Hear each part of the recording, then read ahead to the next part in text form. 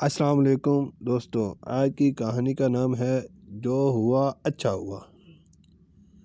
Italy کا ایک بادشاہ حکومت اور دولت کے گھمنڈ میں غریبوں سے بات کرنا بھی برا جانتا تھا، اس لیے اکثر لوگ اسے ناپسند کرتے تھے۔ ایک دن یہ شکاری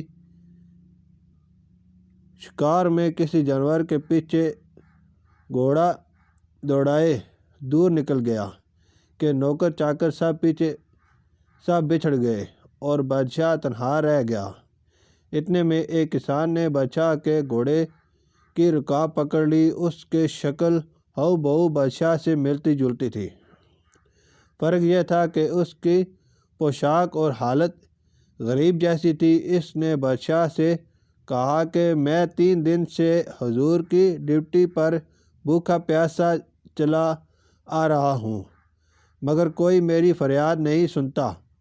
بادشاہ غریب کو میلے کچیلے کپڑوں میں دیکھ کر یہ کہتے ہوئے آگے بڑھ گیا کہ میں ذلیل آدمیوں سے بات نہیں کرتا۔ غریب کسان پھر بھی اس کے پیچھے پیچھے چلتا رہا، یہاں تک کہ بادشاہ ایک تالاب پر پہنچ کر گھوڑے سے اترا۔ اس نے بھاگ دوڑ ایک درخت سے انکلائی تاج اور کپڑے اتار کر ایک طرف رکھے اور نہانے کو تالاب میں اتر گیا۔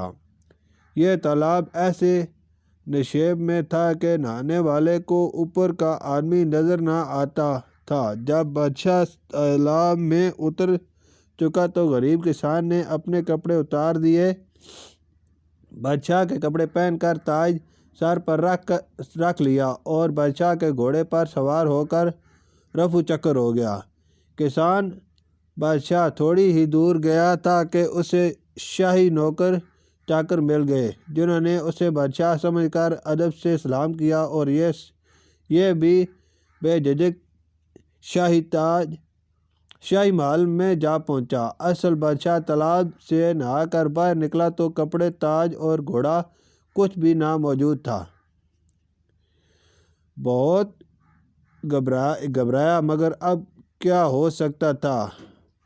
ناچار غریب کسان کے میلے کپڑے پہنے اور کئی دن تک فاقے کرنے اور بھٹکنے کے بعد شہر پہنچا، مگر اب اس کی یہ حالت ہوئی کہ جس سے بات کرتا کوئی منہ نہ لگاتا، اور جب یہ کہا کہ میں تمہارا بادشاہ ہوں تو لوگ اسے پاگل سمجھ کر ہنس دیتے۔ 2-3 ہفتے اسی طرح گزر گئے۔ جب اسے پاگل کا قصہ بادشاہ کی ماں نے سنا تو اسے بلوا کر اس کے سینے پر تل کا نشان دیکھا۔ پھر اس کی سچائی کی تصدیق کی۔ کسان نے اصلی بادشاہ کی یہ حالت دیکھ کر کہا کہ تم وہی شخص ہو جو دولت اور حکومت کے گھمنڈ میں غریبوں کی فریاد نہ سنتے تھے۔